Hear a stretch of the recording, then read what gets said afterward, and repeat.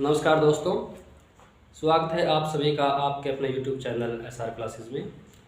तो दोस्तों, last video में हमने पढ़ा था, जो हमने लास्ट वीडियो में जहाँ तक हमने पढ़ा था तो वो था आंध्र प्रदेश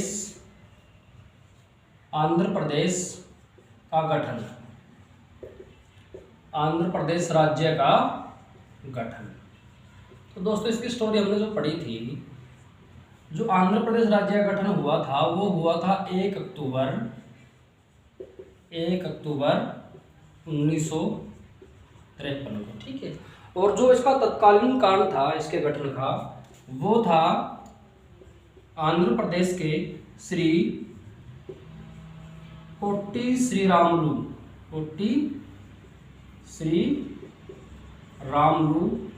की मृत्यु अनशन के कारण। ठीक है, ये हमने स्टडी कर लिया था कि ये जो पोट्टी श्री रामुलु थे ये अनशन पर बैठ गए थे और दिसंबर 1952 में इनकी मृत्यु हो गई थी। ठीक है, इनकी मृत्यु के बाद वहाँ पर विद्रोह हुआ और फिर जवाहरलाल नेहरू ने घोषणा की कि आंध्र प्रदेश राज्य का गठन हो जाएगा। और जो आंध्र प्रदेश राज्य का गठन हुआ वो 1 अक्टूबर 1953 को हुआ। ठीक है दोस्तों, ये बात नोट कर लेना, एग्जाम में पूछ जाता है कि आंध्र प्रदेश का गठन कब हुआ।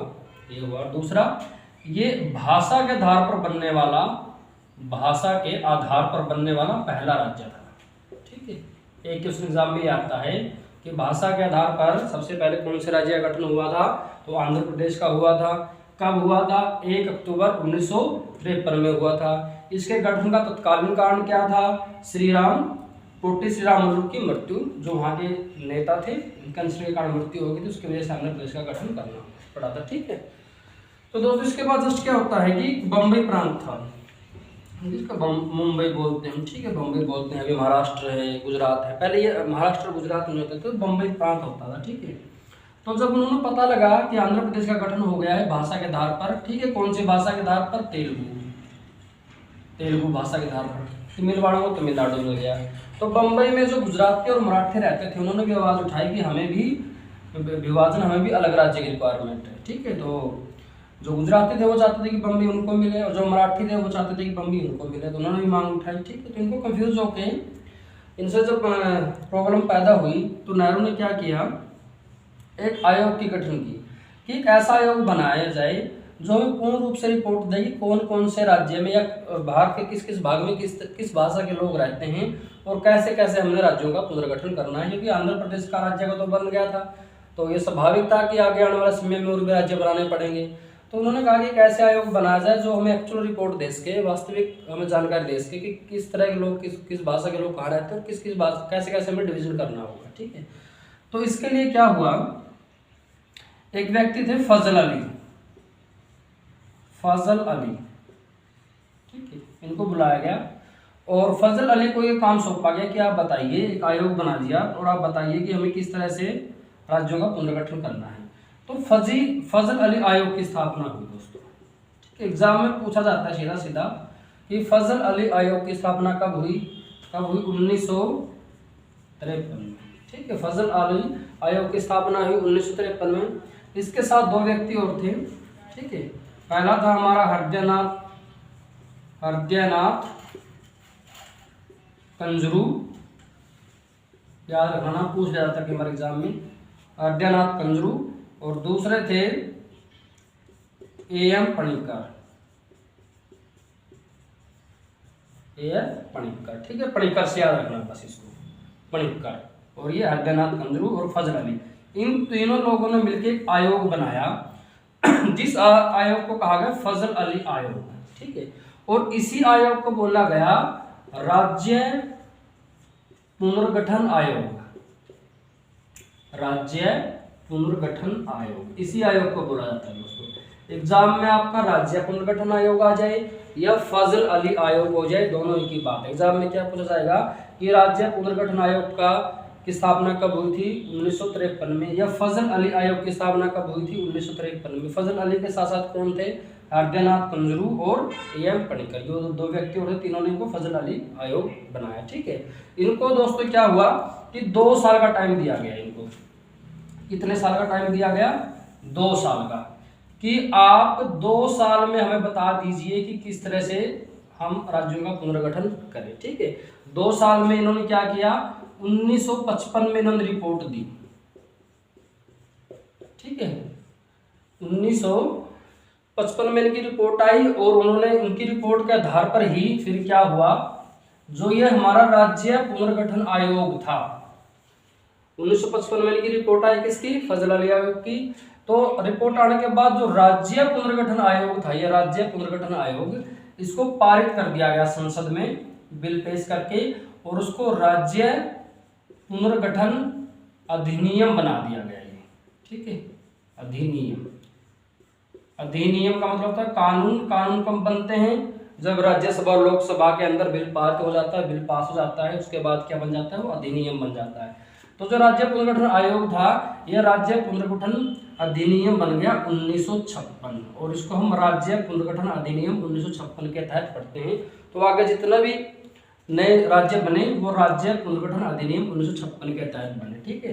तो एग्जाम में क्वेश्चन कैसे आते हैं दोस्तों, कभी तो राज्य पुनर्गठन आयोग पूछ लेते हैं, कभी राज्य पुनर्गठन अधिनियम पूछ लेते हैं, डेट चेंज कर देते हैं। तो हमें याद रखना है कि राज्य पुनर्गठन आयोग या फजल अली आयोग 1953 में आया, और राज्य पुनर्गठन अधिनियम 1956 में आया, ठीक है। इन दोनों के पहले से ही आंध्र प्रदेश का गठन हो चुका था भाषा के आधार पर 1 अक्टूबर 1953 में, ठीक है दोस्तों। इसमें से बस इतना याद रख लेना, आप इसको अच्छी तरह से नोट कर लेना। उसके बाद जो हमारा मेन टॉपिक था पंचायती राज का उदय, उसके बाद क्या हुआ दोस्तों, अभी क्या हुआ कि गांव का विकास भी जरूरी था कि गांव के विकास के लिए क्या किया जाए। तो गांव के विकास के लिए 1952 में ही जब इलेक्शन हुए थे, कांग्रेस की सरकार बन गई थी, नेहरू जी दोबारा प्रधानमंत्री बन गए थे, एक कार्यक्रम स्टार्ट किया गया, सामुदायिक विकास कार्यक्रम। पेपर में पूछ लिया था कई बार ये कि सामुदायिक विकास कार्यक्रम कब स्टार्ट किया गया था, 1952 में स्टार्ट किया गया था। ये डायरेक्ट क्वेश्चन आता है, ठीक है। इसका काम क्या था सामुदायिक विकास कार्यक्रम का, इसका काम था कि गांव का विकास कैसे हो, गांव का विकास, इसका उद्देश्य यही था कि कैसे हम गांव का विकास कर सके, ठीक है। तो 1952 में इसका गठन हुआ, उसके बाद इसने काम किया। तो जब राज्य पुनर्गठन आयोग बना 1956 में, तभी इसकी रिपोर्ट आई, ठीक है। और उन्होंने कहा कि क्या हो गया, जो इसके कार्यक्रम चला था वो कार्यक्रम पूर्ण रूप से फेल हो गया, ठीक है। ये जो सिस्टम था सामुदायिक विकास कार्यक्रम, ये पूर्ण रूप से फेल हो गया। गांव का विकास, जिस तरह का विकास की हमें जरूरत थी उस तरह की विकास हम कर नहीं पाए, ठीक है। लोगों को जिस तरह से हमें राजनीतिक और फाइनेंशियल विकास की रिक्वायरमेंट थी वो हो नहीं पाया। तो फिर नेहरू जी ने देखा कि अब ये सामुदायिक विकास कार्यक्रम तो चला नहीं, अब क्या करना पड़ेगा। तो इसके लिए फिर एक व्यक्ति को अपॉइंटमेंट किया गया जिसका नाम था बलवंत राय मेहता। बलवंत राय मेहता, इस आदमी को अपॉइंटमेंट किया गया और उनसे कहा गया कि आप ये पता लगाइए कि सामुदायिक विकास कार्यक्रम जो अपना सफल क्यों नहीं हुआ, ऐसे कौन से रीजन हुए, हमें क्या करना चाहिए कि गांव का विकास हो सके, जो ये प्रोग्राम हम चलाते हैं वो प्रोग्राम अच्छी तरह से सफल हो सके, क्या उसके कारण रहे फेल होने के, और गांव के विकास को हम किस तरह से कर सकते हैं। ये काम बलवंत राय मेहता जी को सौंपा गया। तो बलवंत राय मेहता ने बलवंत राय मेहता समिति बनाई, बलवंत राय समिति। दोस्तों ये पंचायती राज से जुड़ी हुई पहली समिति है, ठीक है। पंचायती राज से संबंधित ये पहली समिति है, बलवंत राय मेहता समिति। ये बनाई 1956 में, ठीक है, 1956 में। तो इसने रिपोर्ट दी बलवंत राय समिति ने। जो इसकी रिपोर्ट आई वो आई 1957 में, 1 साल के बाद, ठीक है। 1956 में बनाया, 1957 में इसकी रिपोर्ट आई और इसको लागू कर दिया गया, इसकी सिफारिशों को लागू कर दिया गया 1958 में। ये तीनों बात याद रखना, एग्जाम में पूछा जाता है कि बलवंत राय समिति ने रिपोर्ट कब दी थी, 1957 में। बलवंत राय समिति कब बनाई गई थी, 1956 में। इसकी सिफारिश को कब लागू कर दिया गया था, 1958 में, ठीक है। पंचायती राज से जुड़ी ये पहली समिति थी। इसके बाद आपने क्या नोट करना है दोस्तों, इसकी सिफारिशें नोट करनी है, किसने क्या क्या सिफारिशें दी, क्या क्या इसकी सिफारिशें थी। बलवंत राय मेहता समिति ने क्या क्या सिफारिशें करी।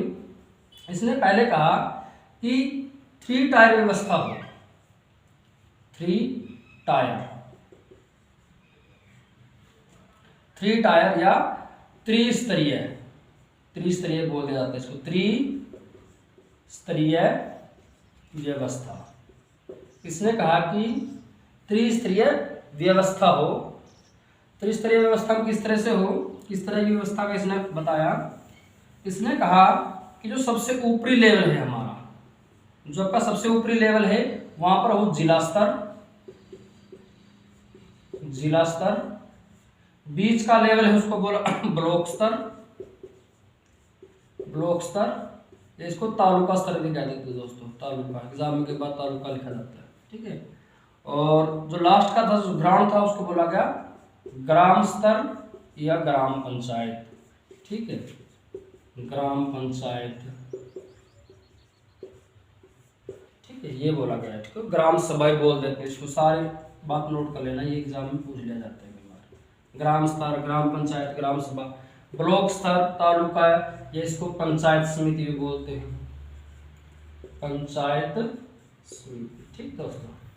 तो उसने सिफारिश की पहले तो कि हमारा जो निचला स्तर है उस पर 3 त्रिस्तरीय व्यवस्था लागू की जाए। एक जिला स्तर बनाया जाए, एक पंचायत स्तर बनाया जाए, ब्लॉक स्तर या पंचायत समिति बनाया जाए, एक ग्राम पंचायत बनाया जाए, ग्राम सभा या ग्राम स्तर बनाया जाए, ठीक है। इसने एक सिफारिश तो ये की।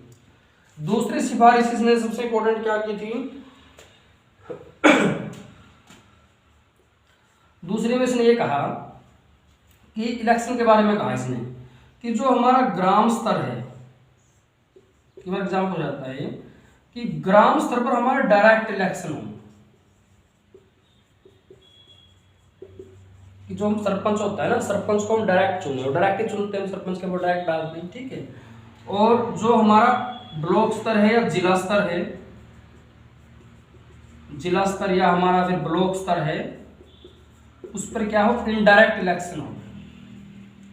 इनडायरेक्ट इलेक्शन का मतलब है कि हम तो उनके मेंबर को चुनते हैं और मेंबर फिर एक चेयरमैन चुनते हैं, ठीक है।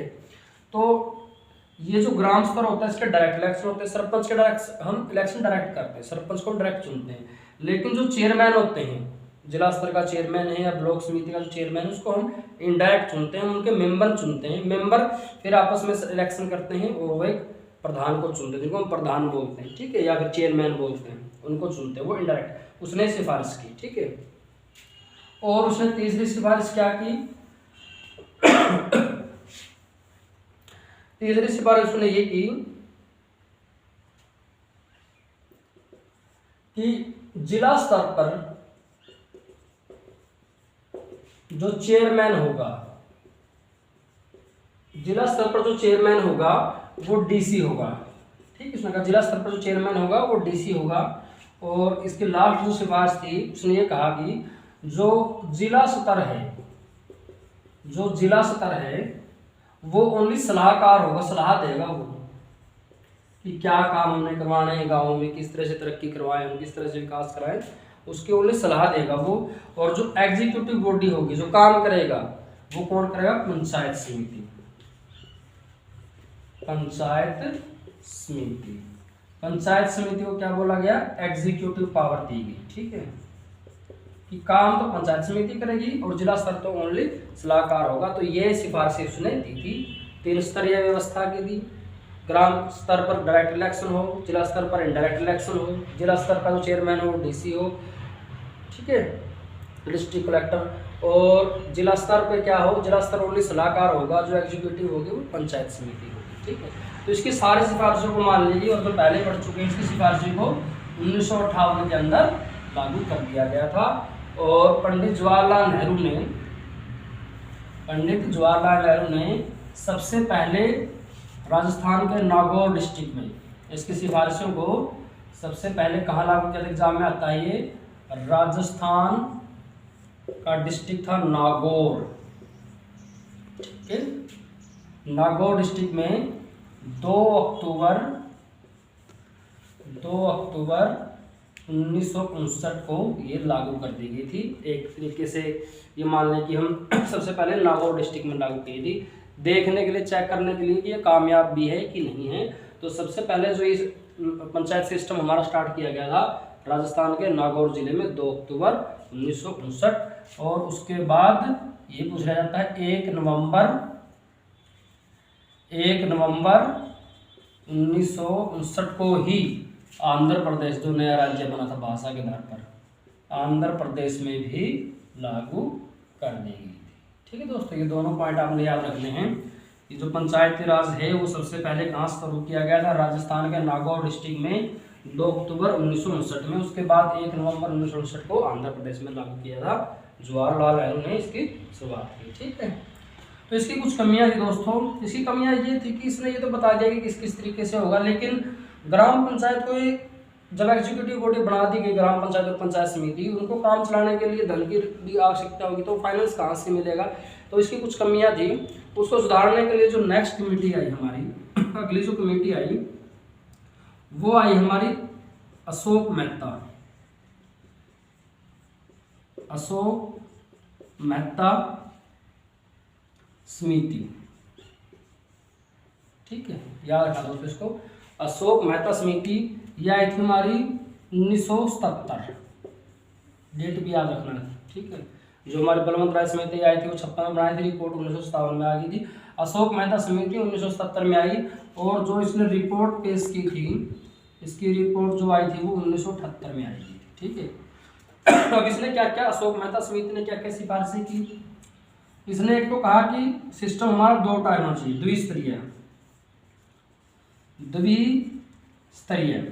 द्विस्तरीय व्यवस्था की इसने कहा। बलवंत राय ने कहा 3 स्तरीय, इसने कहा द्विस्तरीय व्यवस्था हो। एक तो हो हमारा जिला स्तर, और दूसरा हो हमारा मंडल पंचायत, ब्लॉक समिति जिसको बोलते हैं, मंडल पंचायत। इसने ग्राम सभा के बारे में कुछ नहीं कहा। ठीक है, गांव के पंचायत के बारे में उसने कहा कुछ नहीं कहा। उसने कहा जिला स्तर पे बिठा दीजिए और 10 या 15 गांव को मिलाकर एक मंडल पंचायत बना दीजिए। ठीक है, उसने ये कहा। दूसरा उसने क्या कहा, दूसरी सिफारिश जो सबसे इम्पोर्टेंट थी, दूसरी सिफारिश उसने ये की कि जो पावर ऑफ टैक्सेशन है,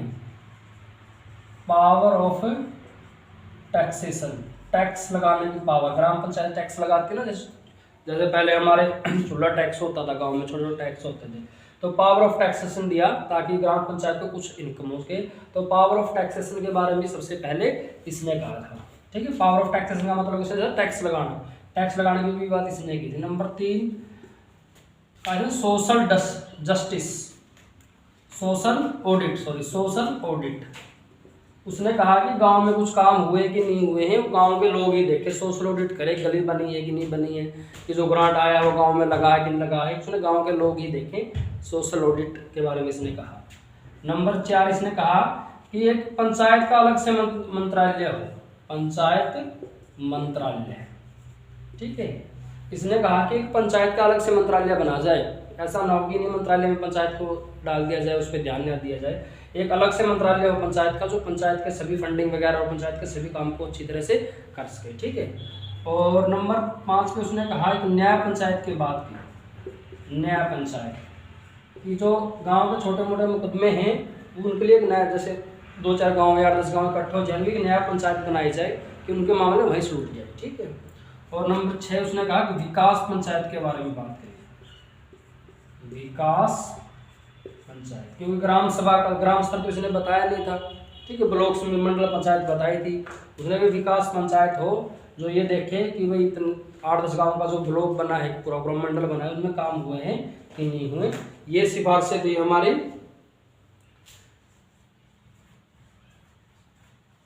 अशोक मेहता समिति की। ठीक है, और इसने एक छोटी सी इंपॉर्टेंट बात और कही थी, इसने जो इम्पोर्टेंट है ये SC/ST की जो सीट है सबसे पहले इन्हीं की थी। ठीक है, जो रिजर्वेशन है SC/ST का कि कितनी सीटें SC/ST को दी जाए, तो SC/ST सीट जो सबसे पहले जो बात की थी वो हमारी अशोक मेहता समिति ने की थी। तो इसकी जो सिफारिशें ध्यान से रख लेना सारे। बस एक तो एक कब आई थी, अशोक मेहता समिति जो आई थी 1977 में, रिपोर्ट 1978 में आ गई थी। इसकी द्विस्तरीय व्यवस्था की बात की इसने, पावर ऑफ टैक्स लगाने की बात की, सोशल ऑडिट के बारे में कि गांव के लोग ये देखे काम हुआ है कि नहीं हुआ है, पंचायत मंत्रालय की बात की, न्याय पंचायत, विकास पंचायत, और जो सीट है SC/ST की जो रिजर्वेशन है सबसे पहले अशोक मेहता समिति ने ही कहा था। ठीक है दोस्तों, इसके बाद जो समिति आई इससे भी बात नहीं बनी, फिर क्योंकि कहीं पंचायत लगाई, कहीं नहीं लगाई, ठीक है, कहीं इलेक्शन हो रहे थे, कहीं इलेक्शन नहीं हो रहे थे। इतना बड़ा देश है तो हर काम प्रॉपर तरीके से नहीं हो पा रहा था, ठीक है। तो जो तीसरी समिति आई वो आई GVK समिति, GVK समिति, यह आई 1985 में, GVK समिति 1985 में आई, ठीक है।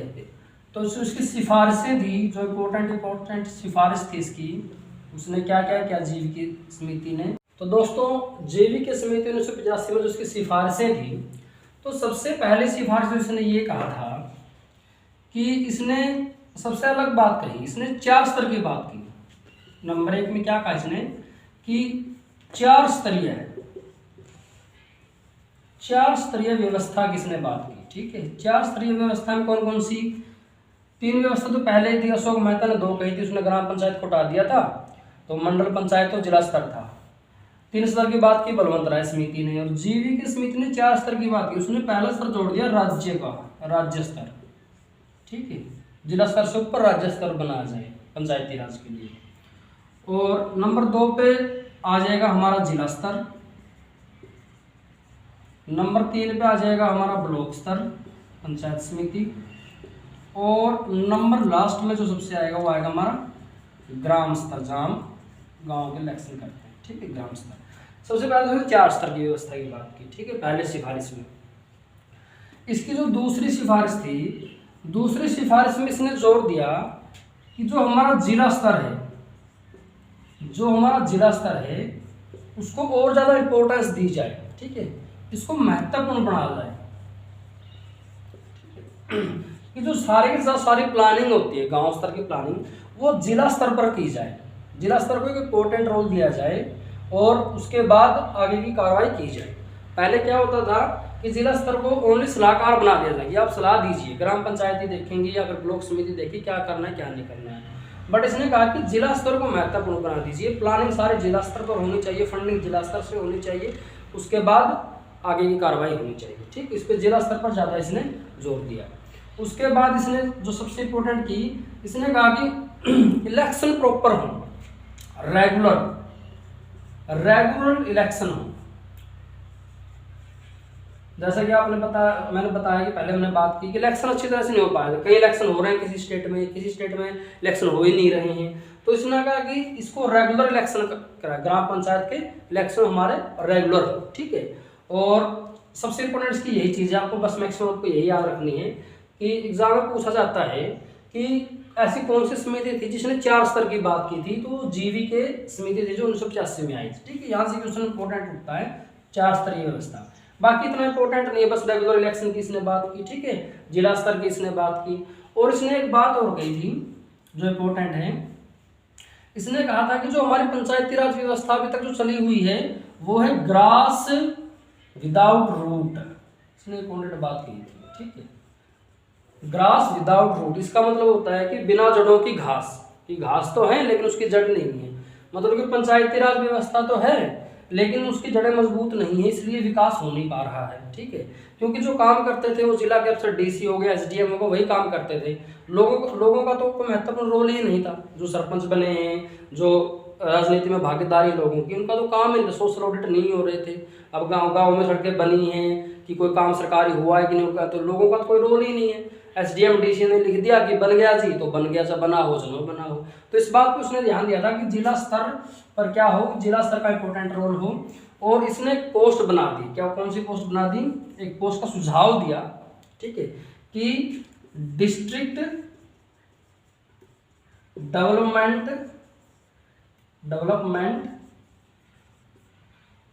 कमिश्नर, ये पोस्ट उसने कहा, सुझाव दिया कि एक अलग से पोस्ट होनी चाहिए, डिस्ट्रिक्ट डेवलपमेंट कमिश्नर, DDC, ठीक है।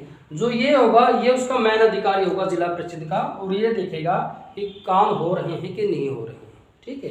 तो इसने एक एग्जाम में पूछा जाता है कि DDC पोस्ट का सुझाव किसने दिया था, डिस्ट्रिक्ट डेवलपमेंट कमिश्नर की जो पोस्ट है उसका सुझाव किसने दिया था, वो GVK समिति ने दिया था, ठीक है दोस्तों। ये इंपॉर्टेंट बात याद रखनी है, एक तो 4 स्तरीय थी और एक ये DDC पोस्ट वाला, ठीक है। और एक ग्रास विदाउट रूट किसने कहा था? जीवी स्मिथ ने कहा था। तो इसमें अपने पास इतनी इंपॉर्टेंट बात रखनी। उसके बाद जो नेक्स्ट हमारी इंपॉर्टेंट समिति आई, राजीव गांधी का टाइम ऑफ समिति आई थी 1986 में, राजीव गांधी की गवर्नमेंट थी। तो L M Singhvi number 4, L M Singhvi ये समिति आई 1986 में, राजीव गांधी गवर्नमेंट थी। ठीक है, जो इसमें से सबसे इंपॉर्टेंट क्वेश्चन पूछा था, तो डेट याद रखना दोस्तों, ये 1986 में आई थी। इसकी जो सिफारिशें थी, जो सबसे इंपॉर्टेंट इसने बात कही थी, वो ये कही थी कि जो हमारी पंचायती राज है उसको संवैधानिक दर्जा दिया जाए, संवैधानिक दर्जा उसको दिया जाए। अभी तक पंचायती राज क्या था? संवैधानिक नहीं था। कहीं इलेक्शन हो रहे हैं, कहीं कोई काम हो रहा है, कोई कहने वाला नहीं था, कोई पूछने वाला, कोई कानून नहीं था। तो उसने कहा गया एल एम सिंघवी ने कि भाई जो पंचायती राज है उसको आप संविधान में ऐड कर दीजिए, उसको संवैधानिक बॉडी बना दीजिए कि संविधान के अकॉर्डिंग होगा ही होगा। अगर इलेक्शन प्रॉपर टाइम पे है तो होंगे ही इलेक्शन। ऐसा नहीं है कि एक सरपंच बना दिया 10 साल के लिए, वही सरपंच है 20 साल के लिए, कोई इलेक्शन नहीं है, कोई बात नहीं है। तो उसने कहा कि संवैधानिक दर्जा दीजिए आप इन चीज़ों को। सबसे इंपॉर्टेंट एल एम सिंघवी की यही बात थी। पेपर में ये पूछा जाता है कि ऐसी कौन सी समिति है जिसने पंचायती राज को संवैधानिक दर्जा दिलाने की सिफारिश की थी? वो एल एम सिंघवी। ठीक है, दूसरी क्या इसने बात की कि फाइनेंस रिसोर्सेज का मतलब कि धन से संबंधित, कि आप ज़्यादा से ज़्यादा धन दीजिए। ऐसे ऐसे कुछ ना कुछ नियम बनाइए कि पंचायतों को ज़्यादा से ज़्यादा धन मिल सके, फाइनेंस रिसोर्सेज बढ़ा दीजिए। ठीक है, उसके बाद उसने न्याय पंचायत की बात की है, पहले ही बात हो चुकी थी। ठीक है, विकास पंचायत की बात जो पहले पढ़ चुके हैं हम अशोक मेहता समिति में, उसने भी यही बात की कि एक हमारा न्याय पंचायत होना चाहिए, विकास पंचायत जो है। सबसे इंपॉर्टेंट इसने फिर कहा कि विलेज रिकॉग्नाइज, कि विलेज इस तरह से होना चाहिए। मान लो कोई विलेज है, उसमें ओनली 20 या 25 ही आदमी है, उसमें से आप एक सरपंच बना दोगे, 5 हमारे पंच बना देंगे, तो फिर तो कोई फायदा नहीं है। तो मतलब कि गाँव को इस तरह से व्यवस्थित कीजिए कि उनकी एक प्रॉपर संख्या बन जाए, और प्रॉपर संख्या में फिर एक पंचायत उसका निर्माण हो। जैसे मान लीजिए कि किसी गांव में 50 या 100 आदमी है, तो वहां पर पंचायत बनाने की कोई ज़रूरत नहीं है। ठीक है, तो अगर छोटे गांव हैं तो 2 या 3 गांवों को आपस में मिला दीजिए और उनमें एक पंचायत का गठन कीजिए। तो विलेज रिकॉग्नाइज या विलेज को इकट्ठा करने की बात भी सबसे पहले एल एम सिंघवी ने की थी। इसकी इंपॉर्टेंट बात थी। ठीक है, तो तब ये कानून बना था कि जो 500 से कम है, जिस गाँव के अंदर 500 से कम व्यक्ति है, वहां पर पंचायत नहीं बनेगी। अगर किसी गांव में 500 व्यक्ति, पेपर में पूछा जाता है कि कितने व्यक्ति होने चाहिए किसी भी गांव में एक पंचायत के लिए, कम से कम 500 व्यक्ति का होना जरूरी है। अगर इससे कम व्यक्ति हैं तो उस गांव को दूसरे गांव में ऐड कर दिया जाता है, वहां उनकी एक पंचायत बना दी जाती है। ठीक है, तो ये एल एम सिंघवी की सिफारिशें थी, इनको अच्छी तरह से याद कर लेना। तो संवैधानिक दर्जा के बारे में, ठीक है, फाइनेंस रिसोर्सेज के बारे में, यही बात इसने इंपॉर्टेंट की थी। इसके बाद जो इम्पोर्टेंट हमारी आई, इसके बाद एल एम सिंघवी के बाद वो आई हमारी पी के थुम्मन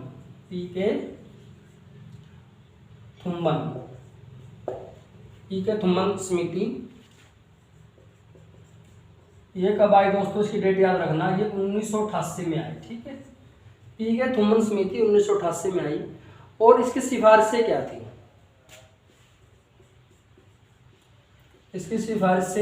पी के थुम्मन समिति की?